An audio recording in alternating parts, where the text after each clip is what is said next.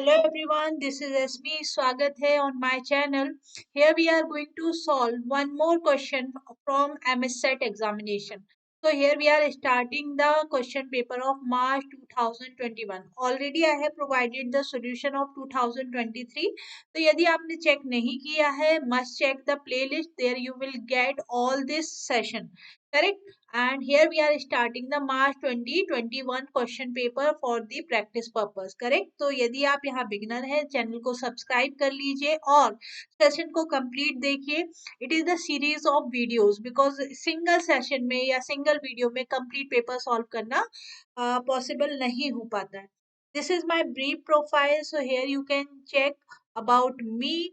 So I am educator at my own platform, but before this I worked as educator with Unacademy approximately 5 years, and I also worked as assistant professor for the 5 years. Other than this, I worked as content creator for the Edu Uncle.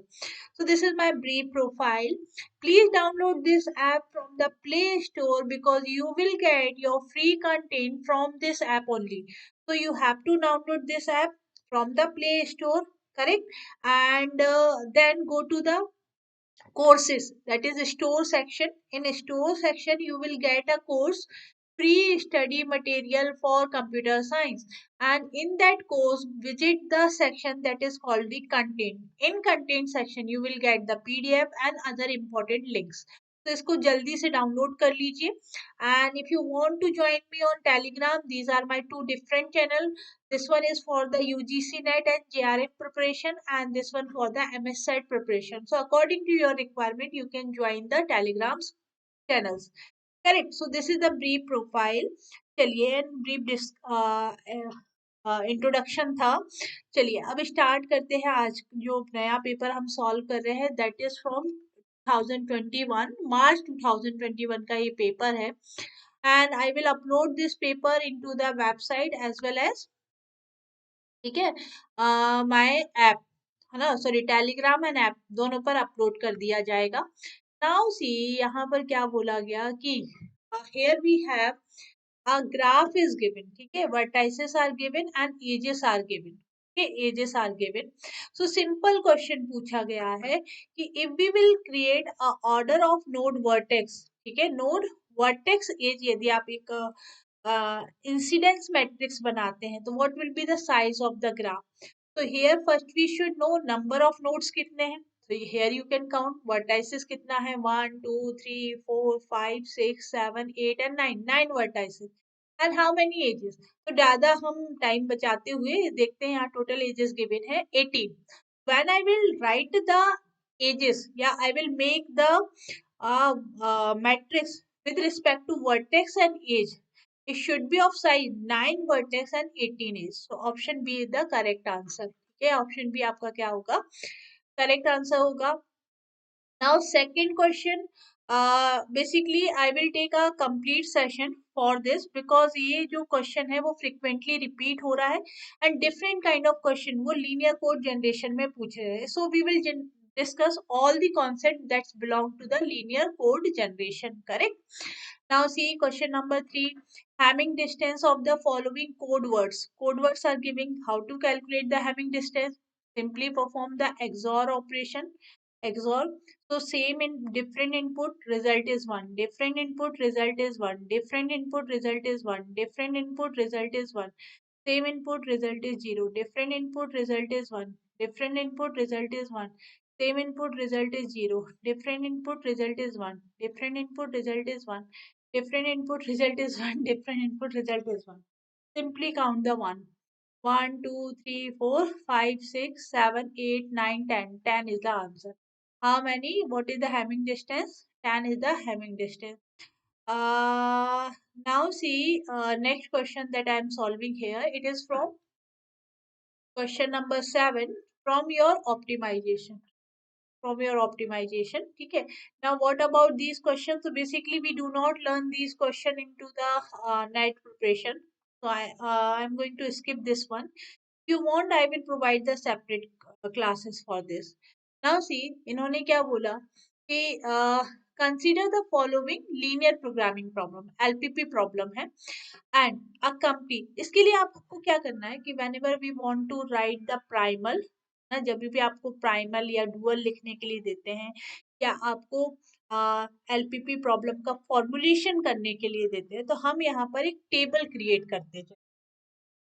ठीक है, तो इन्होंने कहा, क्या कहा कि a company manufacture three products. Three products कौन कौन से हैं? टेबल को इस तरीके से आपका बनेगा, P1 है ना, प्रोडक्ट होगा P1, P2, P3। Now see, इन्होंने क्या बोला कि the sale of 1 unit of P1 result in the profit of ₹5। तो मैं फाइनली यहाँ प्रॉफिट लिख लेती हूँ क्योंकि क्वेश्चन किसके बारे में होने वाला है, प्रॉफिट के बारे में। तो it is 5। Now profit from P2 and P3 is 6 and 4। Simply 6 and 4, ये मेरी टेबुलर फॉर्मेट में होगा। नाउ इन्होंने कहा P1 require 3 hours of work, machine work and 2 hours of labour. तो यहाँ पर दो वेरिएबल मुझे मिल गए हैं, machine work and labour. Machine work is 3 hours and 2 hours. For the second P2 process, 1 hour of machine work, 3 hours of labor. 1 hour of machine work and 3 hours of labor. P3 के लिए, for P3, 4 hours of machine work and 3 hours of labor. 4 hours of machine work and 3 hours of labor work. Table complete है। In a week 60 machine hours, total machine hours कितने हो जाएंगे 60, and 74 labour hours are required. Done, बस इसके बाद आपका table complete है। तो इन्होंने कहा कि find out what should be the maximize profit and also calculate the primal and the dual of the problem. तो ये टेबल आपने बना लिया, ठीक है। अब आप सबसे पहले तो प्राइमल लिखिए। तो प्राइमल लिखने का तरीका क्या है, वी नो दैट ना, प्राइमल, प्राइमल में आपको पता है ये आपका फर्स्ट वेरिएबल है, first decision variable, this is the second decision variable and these are the profit. तो सबसे पहले प्रॉफिट, प्रॉफिट किस पर काम करता है, मैक्सिमाइजेशन पर। मैक्सिमाइजेशन का प्रॉब्लम बनेगा ना। प्रॉफिट का कंस्टेंट क्या है, 5। P1 के रिस्पेक्ट में एक वेरिएबल मैं ले लेती हूँ x, P2 के रिस्पेक्ट में एक वेरिएबल हम ले लेते हैं x1, P2 के में x2 and x3। why x1 x2 x3? Because question में x1 x2 x3 का यूज किया गया है। तो P1 के रिस्पेक्ट में जो वेरिएबल है वो x1 है, तो इट विल बिकम, P1 से जो प्रॉफिट है वो 5 है, so it will become 5x1, 5 if we will create x1 unit of P1, the profit will become 5x1. Then for P2, 6x2, 6x2 and for P3 it will become 4x3। ये तो मेरा हो गया maximization function. Then subject to constraint कैसे लिखे जाते हैं भाई, सिंपली देखिए, ये आपका डिसीजन वेरिएबल 1 है, डिसीजन वेरिएबल 2 है। तो डिसीजन वेरिएबल 1 के रिस्पेक्ट में आप एक कंस्ट्रेंट लिखेंगे, that is 3x1, 3x1 plus 3x2, 3x2 plus 3x3, sorry 4x3, 4x3 and this is 1x2। फिर से बताती हूँ आपको, 3x1, 1x2 that is x2 only plus 4x3। now we are talking about the profit। तो जो ये आपका machine utilisation है, it should be less than 60 because we want profit, है ना। नेक्स्ट क्वेश्चन देखिए, इसका कंस्टेंट कैसे लिखेंगे, 2x1 प्लस 3x2 प्लस 3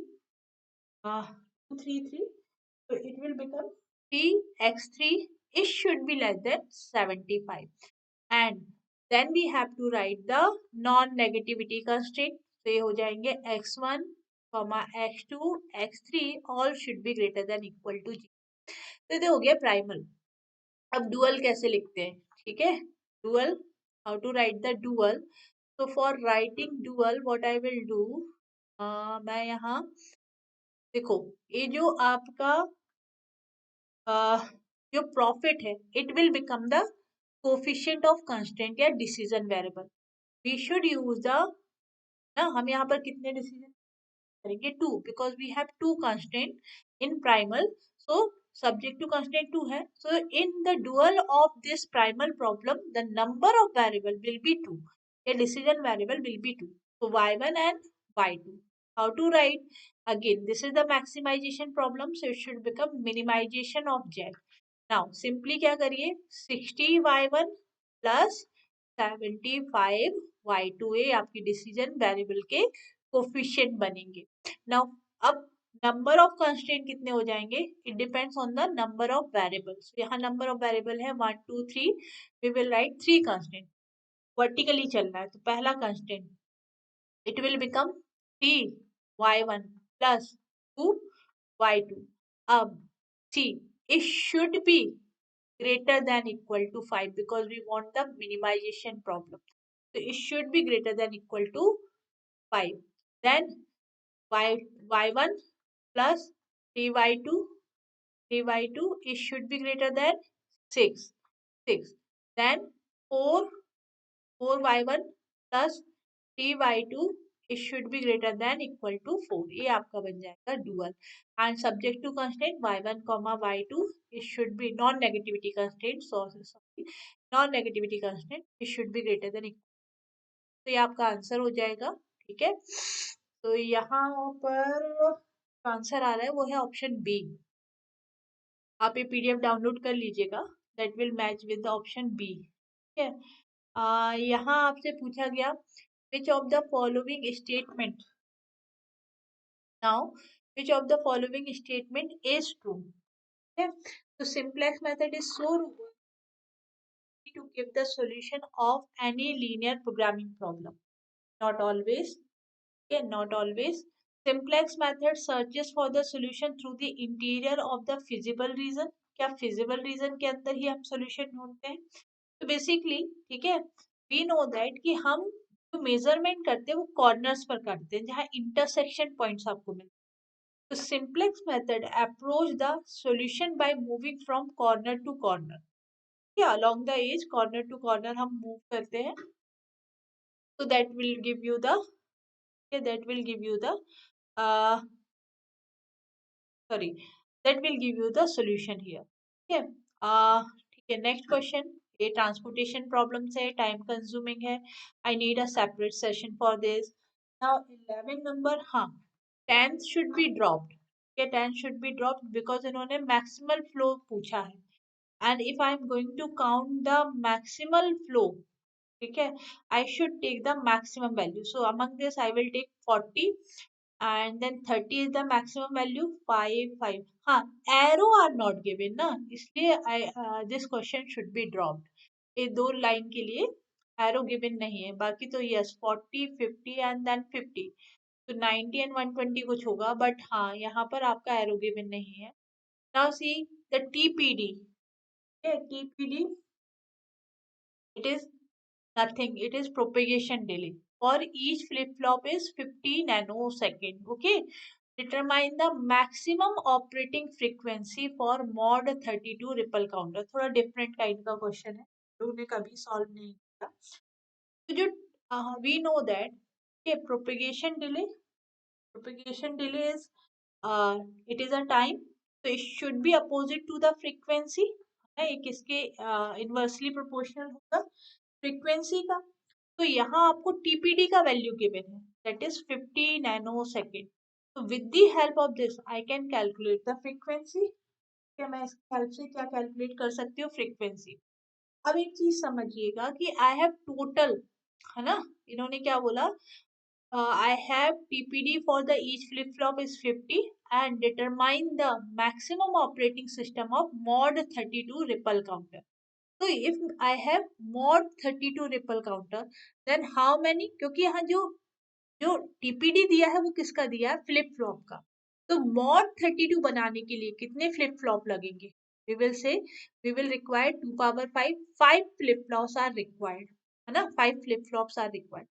तो अभी मैं जो यहाँ पर फ्रीक्वेंसी कैलकुलेट करूंगी, it will be for all, it will be for all, ठीक है। बट इन्होंने क्या किया कि for each flip flop if the frequency is 50 nanosecond then determine the maximum operating capacity. ठीक है, तो मैक्सिमम ओवरऑल फ्रीक्वेंसी हर एक फ्लिप फ्लॉप की कितनी होगी। तो सिंपली क्या करना है, देखिए फ्रीक्वेंसी का फॉर्मूला क्या बन जाएगा, frequency is equal to 1 upon TPD या 1 अपॉन 50 नैनो सेकेंड। इसको लिख सकते हैं 1 इंटू 50 नैनो सेकेंड है मतलब 10 पावर 9 ना, 10 पावर -9 -9, तो आप पावर में लिख लीजिए 10 power -9 divided by 50. When you will divide and simplify it, you will get 20 into 10 power 6. Then 20 into 10 power 6, that is nothing, 20 megahertz. क्या हो जाएगा? 20 megahertz. But this is total input frequency. Total frequency for all the flip-flops. I should divide 20 with 4, get the individual speed or working of uh, flip-flop. So it will be 4 megahertz. ये क्या हो जाएगा? 4 megahertz. Got it? Answer क्या मिलेगा? 4 megahertz. Done. Now देखिए next question कितना simple है. The decimal equivalent of 8DH. ठीक है, 8DH क्या करना है? बस सिंपली 8 8 का आप लिख दीजिए बाइनरी 100. डी डी मीन्स होता है 13. डी मीन्स कितना होता है? 13. सो 1101. अब इसको बोल रहे हैं डेसिमल बताइए. साइन मैग्नीट्यूड है, यहाँ 1 लिखा हुआ है मतलब नेगेटिव नंबर है. मैग्नीट्यूड कितना बन रहा है? 13. So it will become -13. Answer simple question था, -13. ठीक है. नाउ देखिए बहुत सिंपल क्वेश्चन है, बहुत. I want you should answer it in the comment box. If the even parity Hamming code ये ट्रांसमिट किया और ये रिसीव किया, then let me know the position जहां पर एरर आ रहा है. बहुत सिंपल क्वेश्चन है, हिंट बता देती हूँ. एक्सॉर परफॉर्म करिए और जो लोकेशन पर आपको 1 मिलेगा that will be the corrupted position. तो जल्दी से काउंट करिए, कमेंट बॉक्स में आंसर करिए, वीडियो को होल्ड करिए और आंसर करके आगे बढ़िए. हिंट क्या है? इन दोनों का एक्सॉर करेंगे, जिस पोजीशन पर आपको 1 मिलेगा that is your corrupted position. ठीक है, चलिए नेक्स्ट क्वेश्चन. नेक्स्ट क्वेश्चन ने क्या बोला? The word size of IC can be increased by connecting two memory IC in such a way. देखिए मुझे चिप्स को कनेक्ट करना है ना, इंटीग्रेटेड चिप्स को कनेक्ट करना है, so that I can increase the memory size. तो जनरली हम मेमोरी को कैसे रिप्रेजेंट करते हैं? 2 power and address line in M data line. Now if I will connect to different chip या to different memory to make a large size memory, तो 2 power N address line होंगी and into M total आपकी data line होगी. तो data bits are not changing, data bits तो उतनी ही है ना, क्योंकि मेमोरी का सिर्फ साइज इंक्रीज कर रहे हैं. जो बाइट आपका बन रहा है, यदि ये 8 बिट का है तो 8 बिट्स का ही रहेगा. तो data bits remain same, data bits remain same, while while the address is going to be address is to be increase. तो यहाँ पर जो इंटीग्रेशन होगा डेटा बस सीरीज होगा, सीक्वेंशियल होगा, लेकिन एड्रेस बस पैरेलली कनेक्ट होगी so that it can increase the number of lines. Very good. Now see next question. The T state is measured from the falling edge of the 1 clock pulse. Yes, ये वाला थोड़ा सा confusing question है, फिर भी समझाने की कोशिश करती हूँ. T state is measured from the falling edge 1 clock pulse to the falling edge of the next clock pulse. तो मतलब लाइक यदि हम इस तरीके से देखें तो यहाँ से स्टार्ट कर रहे हैं फॉलिंग एज और कहाँ तक ले जा रहे हैं? यहाँ तक. तो ये आपकी एक क्लॉक बनी. लेकिन फैच साइकिल और एग्जीक्यूशन साइकिल में कितनी स्टेट लगेगी? तो जब हम फैच की बात करते हैं तो फैच है हाउ मेनी स्टेप्स. ठीक है, और हर एक स्टेप के लिए सिंगल साइकिल रिक्वायर्ड होता है. तो जैसे हम क्या करते हैं कि जो पीसी रजिस्टर होता है, पीसी से हम डेटा फैच करते हैं और किसमें डालते हैं? मेमोरी एड्रेस रजिस्टर में. Then from memory address register में हमने एड्रेस रीड किया, डेटा को ट्रांसफर किया मेमोरी रजिस्टर में, और साथ में हम प्रोग्राम काउंटर, ये स्टेप 2 है, ये स्टेप 2 है, प्रोग्राम काउंटर इंक्रीज कर देते हैं. इन द नेक्स्ट स्टेप हम इंस्ट्रक्शन रजिस्टर में जो भी डेटा है उसको हम ट्रांसफर कर देते हैं फ्रॉम द एम्बिया. तो 3 स्टेप्स मतलब 3 साइकिल्स आर रिक्वायर्ड. बट जब हम बात करते हैं एग्जीक्यूशन साइकिल, तो it depends on the number of operands. ये किस पे डिपेंड करता है? Number of operands. तो 3 स्टेप डेफिनेटली इसके लिए है, but fetch it could be 4 और it could be 3, depends on the operand in the question. ठीक है. नाउ देखिए XLAT instruction. XLAT instruction in assembly क्या यूज होता है? तो एग्जैक्ट का फुल फॉर्म होता है translate bite, translate byte, but none of the above is matching. जो आंसर दिया था वो है परफॉर्म कैरेक्टर कन्वर्जन। यहाँ बाइट ट्रांसलेशन के लिए यूज होता है। तो perform a simple one byte lookup in the table perform करता है। बट ट्रांसलेट बाइट का हाँ आप ये बोल सकते हो कि it perform the character conversion. But चलिए नेक्स्ट क्वेश्चन 17 है, बहुत सिंपल क्वेश्चन है। Individual control word in a micro program control unit is known as. Control word in a micro program control unit is micro instruction, is micro instruction. Now, vector processing eliminate the overhead associated with the time it takes to fetch and execute the instruction in program, function, control structure and subroutine. तो याद रखिएगा जो vector processing है it eliminate the overhead associated with program loops मतलब control structure, option C. ठीक है, programme loop भी आप बोल सकते हो है ना, या कंट्रोल स्ट्रक्चर। है नेक्स्ट क्वेश्चन जो मुझे यहाँ गिवन है, क्वेश्चन नंबर 19। तो the amount of time required to read the block of data, ये मैंने लास्ट क्लास में भी करवाया था। From the disk into memory to compose a transfer time, seek time and rotational latency. What is rotational latency, है ना? तो rotational latency क्या होता है? सिंपली आप आंसर करिएगा, ये आपका आज का क्विज है। ठीक है, इसको जल्दी से कमेंट बॉक्स में बताइएगा मुझे। And the last question of this session is one of the following is not a key characteristics of NUMA. Now what is NUMA?